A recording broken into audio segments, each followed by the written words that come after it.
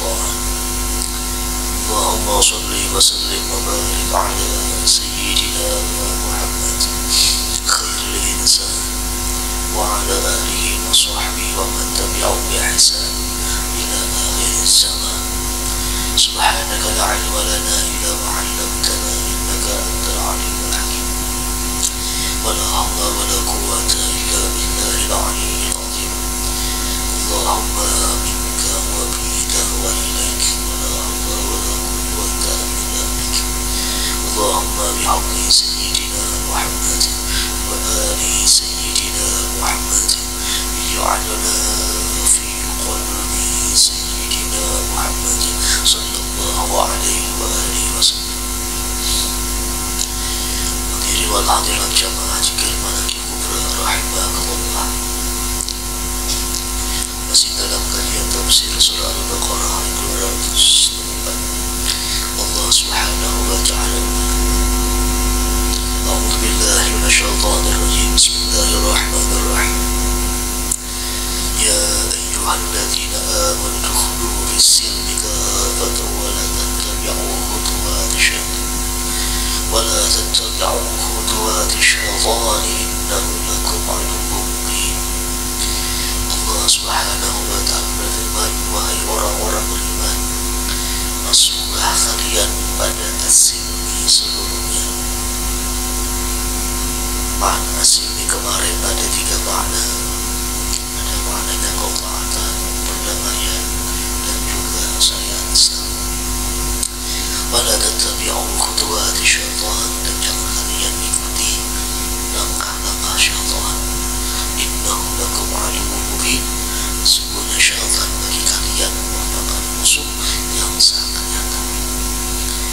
Alhamdulillah, di 4 minggu yang kemarin telah kita kupas apa makna as-silmi, dan juga kita kupas lagi tentang langkah-langkah syaitan, baik pendapatnya para sahabat, tabi'in, dan lain sebagainya.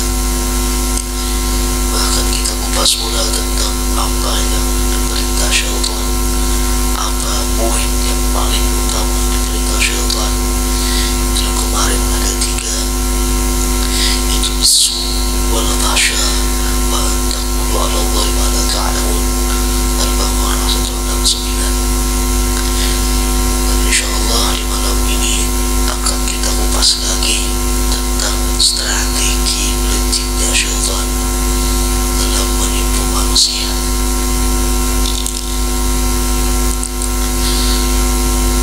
Minggu kemarin telah kita kupas tentang khutuwat syaitan ini.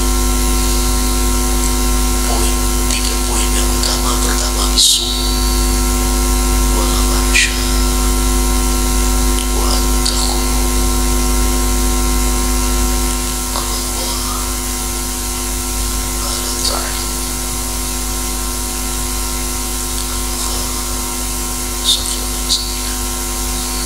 Kalau 3 poin utama yang diperintah syaitan kata Allah, dengan su, perbuatan jahat, fahsya, perbuatan yang keji, dan kalian mengatakan atas Allah sesuatu yang tidak kalian ketahui. Ini 3 poin utama yang diperintah oleh syaitan. Namun syaitan ini punya strategi liciknya dalam menipu manusia agar mereka itu melakukan hal demikian, bisu, fahsya, wa taqulu 'ala Allah ma la ta'lamun. Jadi syaitan memiliki strategi licik agar kita tertipu dengan strategi liciknya tersebut. Sebagian besar para ulama sufi, termasuk Imam Al-Ghazali rahimahullah, dan masih banyak lagi ulama-ulama sufi yang lainnya, mereka itu ada memberikan beberapa strategi liciknya syaitan. Mereka membongkar beberapa strategi liciknya syaitan. Yang pertama, di antara strategi liciknya syaitan kata kebanyakan ulama sufi, pertama adalah tazyin. Tazyin ini ialah memperindah sesuatu yang buruk seolah-olah menjadi yang baik. Memperindah, tazyin memperindah sesuatu yang buruk diperindah kepadanya sehingga menjadi seolah-olah sesuatu yang baik. Kalau bahasa sekarang, mereka melakukan kamuflase. Iblis ini menipu manusia sehingga mereka itu berbuat sesuatu yang buruk, padahal itu dianggapnya seolah-olah menjadi yang baik. Ini jahatnya syaitan. Mereka bisa mengkamuflasekan, mereka bisa memperhiasi perbuatan buruk seolah-olah menjadi baik. Dan ini Al-Quran juga menyebutkan banyak ayat tentang tazkinnya syaitan ini. Banyak ayat di Quran bahwa syaitan itu suka mentazkin, suka mengamuflase. Di antaranya Allah sebutkan dalam surah Al-An'am di ayat 43. Apa kata Allah? Wa zayyana lahum syaitan ma kanu ya'malun. Syaitan itu selalu memperhias bagi mereka sesuatu yang mereka kerjakan, diperhiasnya, diperindahnya sesuatu yang mereka kerjakan. Bahkan ada lagi Allah tegaskan di surah Fatir di ayat ke-8. Ayat ke-8 surah Fatir. Kata Allah, afaman zuyyina lahum syaitan, afaman zuyyina lahum su'u amalihi fa'arahu hasana. Ketika syaitan perhiasi amal mereka, jahat mereka, ketika syaitan memperhiasi su'u amali, amal jahat mereka, maka mereka seolah melihat amal tersebut fa'arahu hasana, seolah yang melihat amal itu menjadi baik, padahal amalan tersebut amalan buruk, su'u amali, diperhiasinya seolah kita melihatnya itu sesuatu yang baik. Di antara contohnya, misal ketika seseorang itu sedang berdagang, asik jual beli, lagi ramai pembeli, ketika itu waktu sholat tiba, lalu syaitan itu mentazkin seseorang itu dan dia katakan bahwa sholat itu bisa ditunda, sedangkan pembeli datangnya itu tidak bisa kita sangka-sangka. Kalau kata syaitan, tunda saja salat, utamakanlah perdagangan, karena Allah menyuruh kita untuk mencari nafkah, Allah menyuruh kita untuk mencari rezeki. Diperhiasinya padahal itu adalah tipuan syaitan, sehingga seseorang itu tidak mengerjakan sholatnya, minimal dia menunda-nunda sholatnya. Bahkan yang lulusnya terkadang orang itu meninggalkan ibadah sholatnya demi mencari rezekinya. Alhamdulillah, alhamdulillah, ini kan tazkinnya syaitan kepada seseorang. Dia tipu amal buruk seolah-olah menjadi amal baik. Dia tipu seseorang meninggalkan sholatnya hanya untuk perintahnya untuk mencari rezeki yang halal, padahal disana pun adalah tazkinnya syaitan menipu seseorang, dibikinnya sesuatu yang buruk menjadi sesuatu yang kita sangka itu baik. Pertama, tazkin. Ada lagi strategi liciknya menipu syaitan untuk menipu manusia, ialah talbis.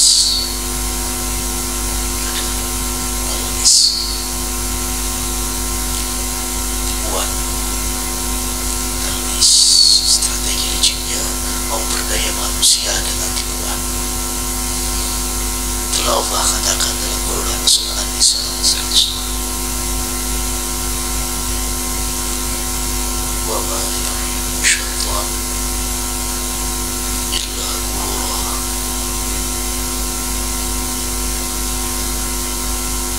Syaitan tidak menjadi manusia kecuali gurur, tipuan. Wa ma ya'idu syaitan illa ghurura. An-Nisa 102. Ini syaitan menjanjikan sesuatu ini dan itu kepada kita, padahal janjinya itu ghurura, tipuan, talbis. Dia memperdaya manusia dengan tipuannya. syaitan menggunakan talbisnya. Bahkan ada salah satu kitab tasawuf khusus membahas ini.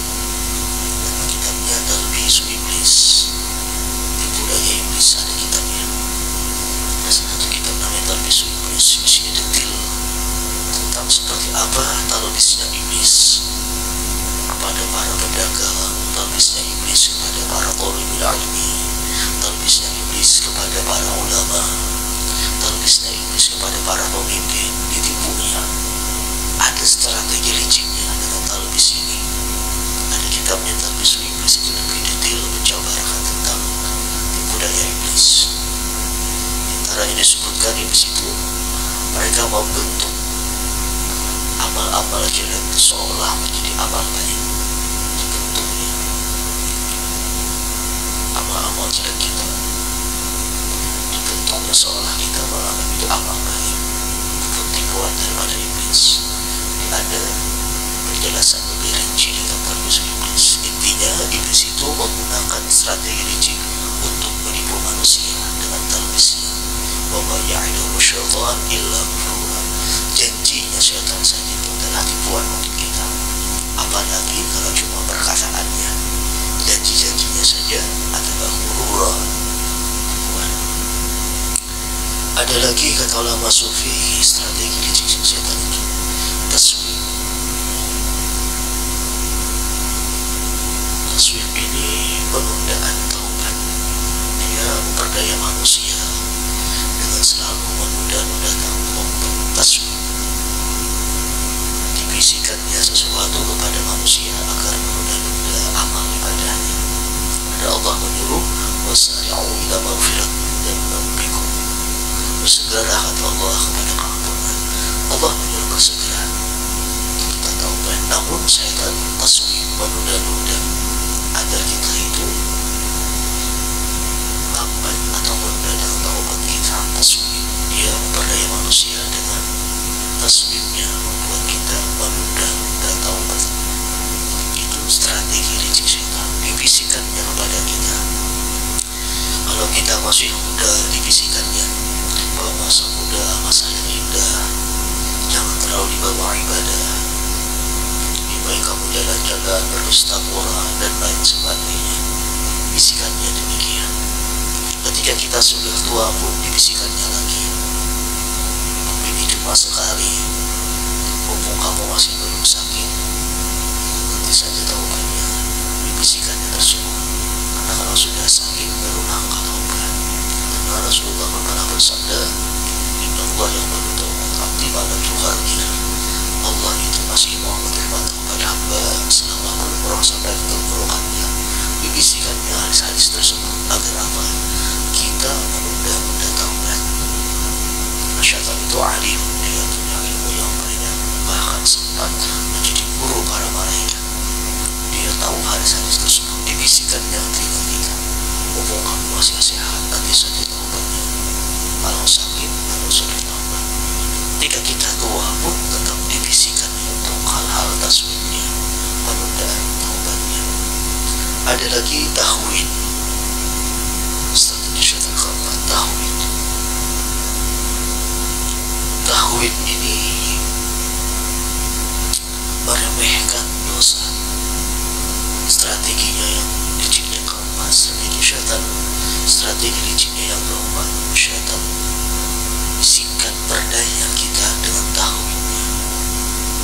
Kita disuruh untuk memperemeh dosa-dosa kita, menganggap kecil dosa-dosa kita.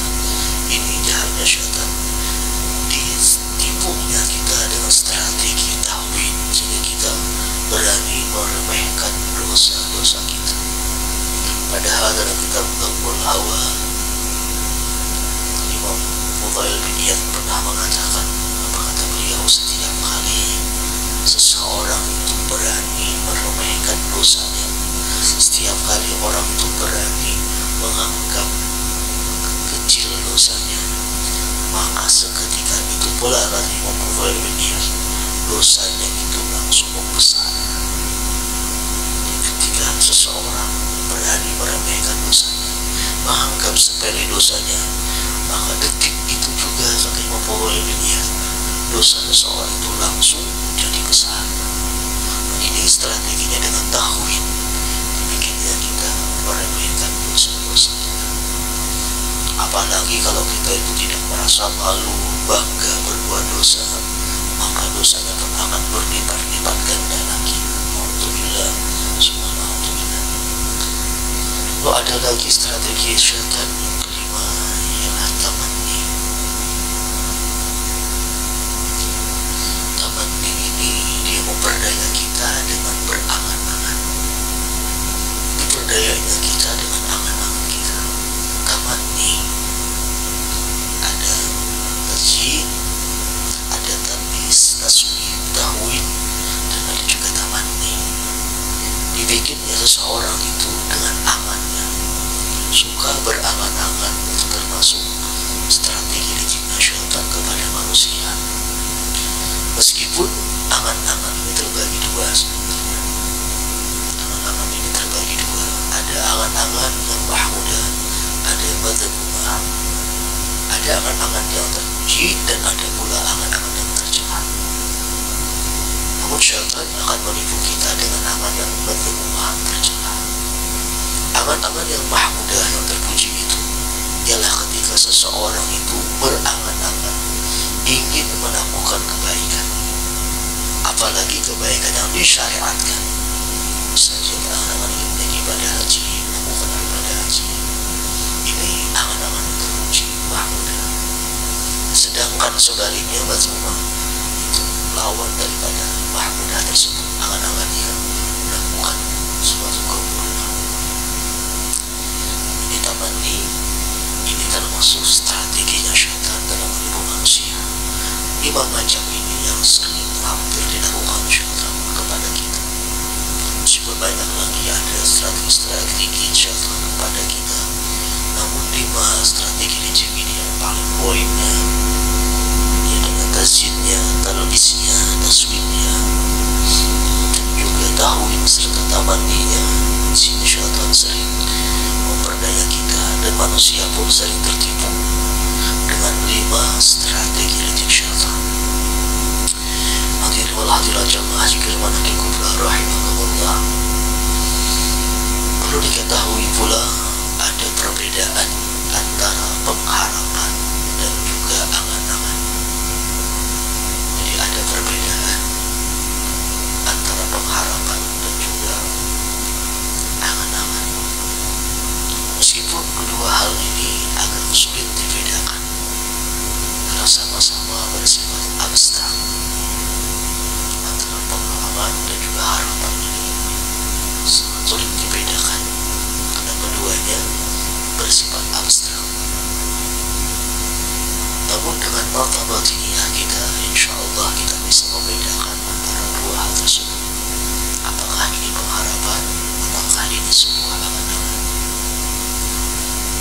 Dan perlu kita ketahui pula bahwa pengharapan ini menurut agama kita, bahkan menurut ilmu psikologi, pengharapan ini termasuk hal yang terpuji.